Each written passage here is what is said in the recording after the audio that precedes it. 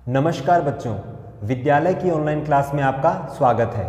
कक्षा 10 की online class में हम आज भौतिक विज्ञान के चैप्टर प्रकाश को शुरू करने जा रहे हैं, जिसके अंदर हम क्या करेंगे, हमारे दैनिक जीवन में जितनी भी प्रकाशिक घटनाएं हैं जैसे परावर्तन, अपवर्तन, इनका हमारे दैनिक जीवन में क्या उपयोग है, इनकी क्या डेफिनेशंस है, किस प्रकार से हम परावर्तन और अपवर्तन के द्वारा प्रतिबिंब का निर्माण कर सकते हैं। तो सबसे पहले इस चैप्टर में हम प्रकाश के परिचय को पढ़ेंगे कि प्रकाश क्या है, और उसके बाद में हम परावर्तन और अपवर्तन को डीपली अध्ययन करेंगे। तो आइए शुरू करते हैं आज का टॉपिक, प्रकाश का परिचय। हमारा जो चैप्टर प्रकाश है, इसके अंदर सबसे पहले हमें पता होना चाहिए कि प्रकाश क्या चीज़ है। तो आपको पता है कि जो आपका सूर्य है, जो हमारा सौर परिवार है, उसके अंदर जो हमारा सूर्य है, तो सूर्य से जो एनर्जी निकल रही है वो इलेक्ट्रोमैग्नेटिक वेव है। जो सूर्य से प्रकाश उत्सर्जित हो रहा है लगातार, वो कौन सा वेव है, कौन सी तरंग है? विद्युत चुंबकीय तरंग है, जो कि हमारा क्या है, प्रकाश है। तो जो सूर्य से प्रकाश उत्सर्जित हो रहा है वो क्या चीज़ है? एक प्रकार की ऊर्जा है जो एक स्थान से दूसरे स्थान तक क्या हो रही है, स्थानांतरित हो रही है, और हमारे पृथ्वी पर जीवन यापन के लिए सबसे इंपॉर्टेंट रोल प्ले करती है। तो यहाँ पे प्रकाश है वो विद्युत चुंबकीय तरंग है। विद्युत चुंबकीय तरंग क्या चीज़ है? विद्युत चुंबकीय तरंग एक ऐसी तरंग है जिसमें विद्युत क्षेत्र तथा चुंबकीय क्षेत्र के कंपन विद्यमान होते हैं, जिसमें इलेक्ट्रिक फील्ड और मैग्नेटिक फील्ड दोनों विद्यमान होंगे। ये प्रकाश है। इस चैप्टर में हम प्रकाश को श्वेत प्रकाश के नाम से भी जानेंगे, श्वेत प्रकाश, व्हाइट लाइट। तो जो श्वेत प्रकाश है वो क्या है, इसकी क्या डेफिनेशन होनी चाहिए? जो आपका प्रकाश है वो स्वयं अदृश्य होता है, वो स्वयं अदृश्य होता है, लेकिन वो वस्तुओं को क्या करता है, दृश्यमान बनाता है। वो क्या करता है? वस्तुओं को दृश्यमान बनाता है। ये इसकी डेफिनेशन है। तो प्रकाश स्वयं तो अदृश्य है, लेकिन वस्तुओं को क्या करेगा, दृश्यमान बनाएगा। अब इसके कॉन्सेप्ट को हम सीखते हैं कि प्रकाश किस प्रकार से वस्तुओं को दृश्यमान बनाने के लिए उपयोगी है। होता क्या है, जो प्रकाश गतिमान होते हुए आ रहा है, जैसे मान लेते हैं ये प्रकाश की एक किरण है। अब मैं यहाँ पर एक वस्तु रख लेता हूँ, ये एक प्रकार की वस्तु है। अब क्या होता है कि ये जो प्रकाश किरण है ये वस्तु से टकरा के हमारे आंख के रेटिना पर जाती है। ये हमारी मानव नेत्र है। तो जब कोई प्रकाश की किरण किसी वस्तु से टकराकर परावर्तित होकर हमारे आंख के अंदर एंटर करती है, तो रेटिना पर प्रतिबिंब का निर्माण करेगी, और वो जो प्रतिबिंब होगा वो तंत्रिका तंत्र या तंत्रिकाओं के माध्यम से हमारे मस्तिष्क तक पहुंचेगा और हमारे वस्तु के होने का आभास हमें देगा। तो इस प्रकार इस चैप्टर के अंदर हम क्या पढ़ेंगे, जो प्रकाश है वो स्वयं तो अदृश्य है, लेकिन वो क्या करेगा, परावर्तन की घटना के द्वारा क्या करेगा, वस्तुओं को क्या करेगा, दृश्यमान बनाएगा। अब ये प्रतिबिंब किस प्रकार से बनता है, इसके कुछ नियम होते हैं, वो भी हम इस चैप्टर में पढ़ेंगे। लेकिन सबसे पहले यहाँ पर हम देखना चाहेंगे कि श्वेत प्रकाश है वो किस प्रकार से 7 रंगों का मिश्रण होता है। तो जो श्वेत प्रकाश होता है, व्हाइट लाइट, उसके अंदर 7 प्रकार के प्रकाश और होते हैं। 1 2 3 4 5 6 7। जो हमारा श्वेत प्रकाश है, व्हाइट लाइट है, वो 7 रंगों का क्या है, समूह है, जिसे हम कहते हैं विबग्योर, VIBGYOR।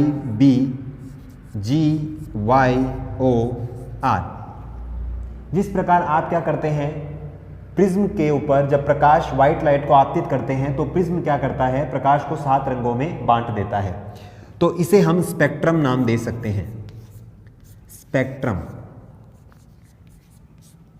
इसे हम स्पेक्ट्रम नाम दे सकते हैं। तो स्पेक्ट्रम क्या चीज़ है, 7 रंगों का मिश्रण है, जिसमें violet, indigo, blue, green, yellow, orange और रेड है।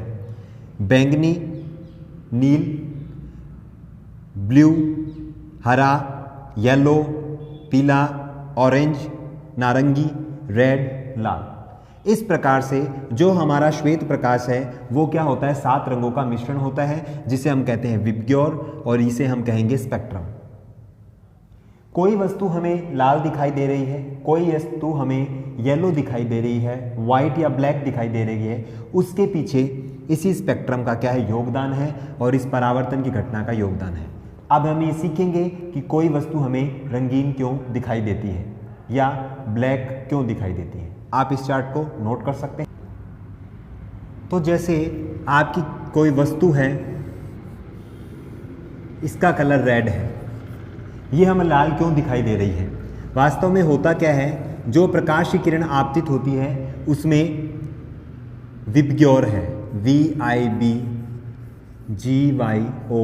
विबग्योर, वो 7 रंगों का क्या है, समूह है। अब ये जो प्रकाश आ रहा है इसमें 7 रंगों का मिश्रण है। होता क्या है, जब यहाँ पर इसका आपतन होता है तो उस समय इसमें से 6 कलर तो क्या हो जाएंगे, अवशोषित हो जाएंगे, लेकिन जो रेड वाला है वो क्या हो जाएगा, परावर्तित होकर हमारे नेत्र तक पहुँचता है। इसलिए हमें वस्तु क्या दिखाई देती है, रेड दिखाई देती है। यदि मान लेते हैं आपकी ये वस्तु येलो दिखाई दे रही है आपको, तो क्या होगा, जो प्रकाश की किरण आपतित हो रही है उसमें 7 रंगों का मिश्रण है और सारे के सारे रंग यहाँ पर अवशोषित कर लिए जाएंगे वस्तु के द्वारा, लेकिन जो पीला कलर है वो क्या होगा, परावर्तित होगा और यहाँ पर हमारे नेत्र तक पहुँचेगा। इस प्रकार वो वस्तु हमें येलो दिखाई देती है। यदि कोई वस्तु हमें वाइट दिखाई दे रही है, श्वेत दिखाई दे रही है, इसके पीछे क्या रीज़न है, तो इसके पीछे ये रीज़न होता है कि जो प्रकाश की किरण आ रही है, श्वेत प्रकाश आ रहा है, उसमें जो 7 के 7 कलर हैं वो सभी के सभी क्या हो जाएंगे, परावर्तित हो जाएंगे। इस प्रकार से जब वो 7 कलर हमारे मानव नेत्र तक पहुंचेंगे, प्रतिबिंब का निर्माण करेंगे, तो व्हाइट लाइट के कारण हुआ है तो वो वस्तु हमें सफ़ेद दिखाई देगी। यदि कोई वस्तु हमें ब्लैक दिखाई दे रही है तो ब्लैक दिखने का मतलब है कि जो प्रकाश आ रहा है उसमें जो 7 के 7 कलर हैं वो सभी के सभी अवशोषित कर लिए जाएंगे वस्तु के द्वारा और एक भी कलर परावर्तित नहीं हो पाएगा, जिससे हमें वस्तु ब्लैक दिखाई देगी।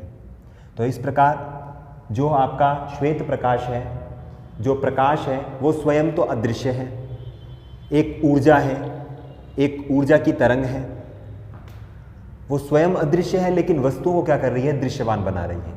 जब भी कोई प्रकाश किरण किसी वस्तु की सतह से टकराकर परावर्तित होती है तो परावर्तन के पश्चात जब वो आपके मानव नेत्र पर पहुंचेगी तो वहाँ पर प्रतिबिंब का निर्माण करेगी रेटिना पर, और उस प्रतिबिंब को हम ऑब्जर्व करते हैं या प्रेक्षित करते हैं या देखते हैं। तो सारा जो सारा प्ले, इम्पोर्टेंट रोल प्ले हो रहा है वो यहाँ पर किसका हो रहा है, एक तो विबग्योर का हो रहा है और एक परावर्तन की घटना का हो रहा है। आप इसे नोट कर सकते हैं। साथ में ही हमें यहाँ पर ये देखना पड़ेगा जो आपका प्रकाश है उसकी कितनी प्रकृति है।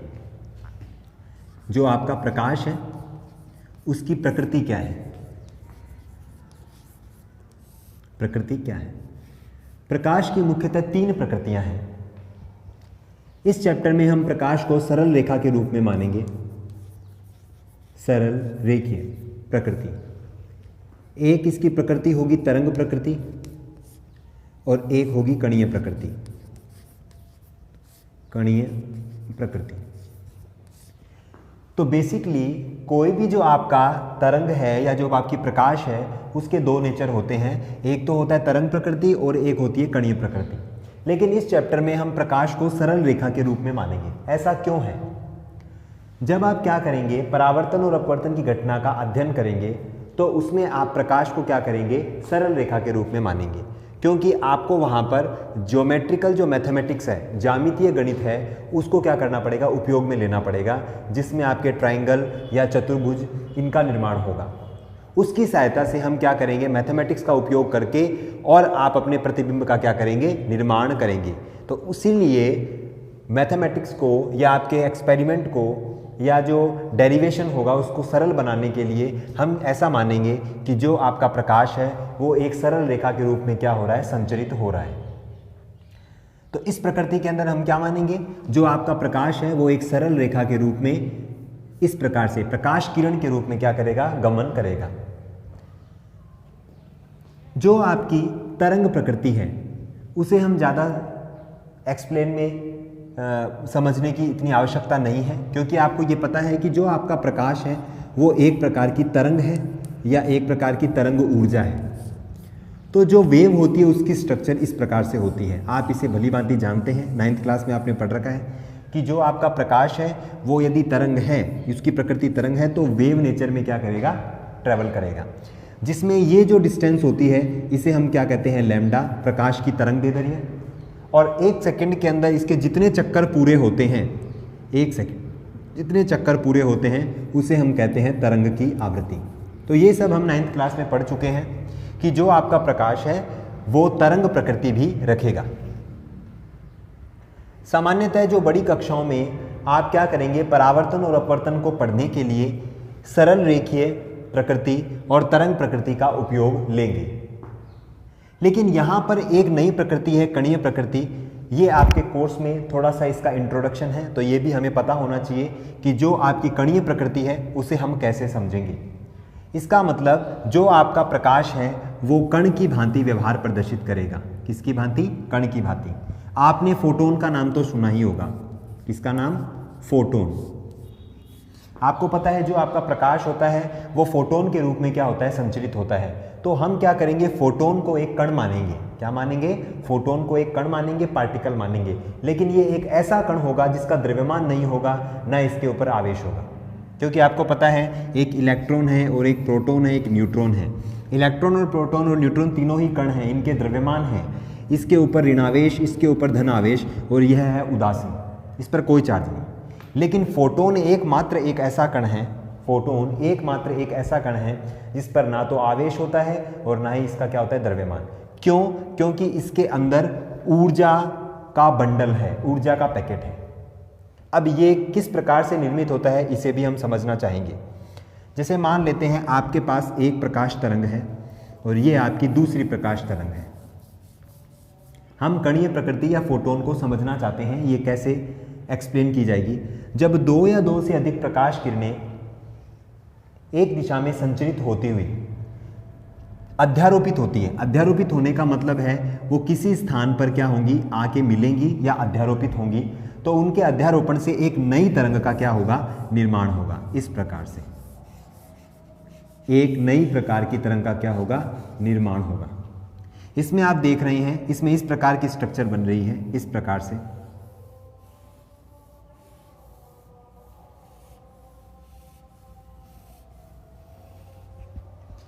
तो यहां पर हम देखना चाह रहे हैं कि 2 या 2 से अधिक प्रकाश तरंगें जब आपस में मिलती हैं या अध्यारोपित होती हैं तो वो क्या करती है, एक नई तरंग का निर्माण करती है और उसके अंदर क्या हो जाएगा, एक एनर्जी का ग्रुप या एनर्जी का बंडल या ऊर्जा का पैकेट बन जाएगा। ये जो ऊर्जा का पैकेट बना है इस प्रकार से, ये जो आपकी यूनिट बनी है, इसे ही हम क्या कहते हैं, फोटोन कहते हैं, या इसे हम क्या कहेंगे, एक प्रकार का कण मानेंगे। एग्जैक्ट है। अब क्या आवश्यकता पड़ी कि हमें कणीय प्रकृति को समझना पड़ा? ऐसी क्या आवश्यकता पड़ी कि हमें कणीय प्रकृति का उपयोग लेना पड़े? भौतिक विज्ञान में या कुछ भौतिक घटनाएं हैं, जैसे प्रकाश विद्युत प्रभाव। जैसे यहां पर मैं लिखता हूं भौतिकीय घटना, जैसे प्रकाश विद्युत प्रभाव, प्रकाश विद्युत प्रभाव, इसे कहते हैं फोटो इलेक्ट्रिक इफेक्ट। प्रकाश विद्युत प्रभाव में क्या होता है कि जो आपका धातु का टुकड़ा है उसके अंदर आपको पता है मुक्त इलेक्ट्रॉन पाए जाते हैं। ये धातु के टुकड़े में इलेक्ट्रॉन है। आपका उद्देश्य है इन इलेक्ट्रॉनों को बाहर उत्सर्जित करवाना।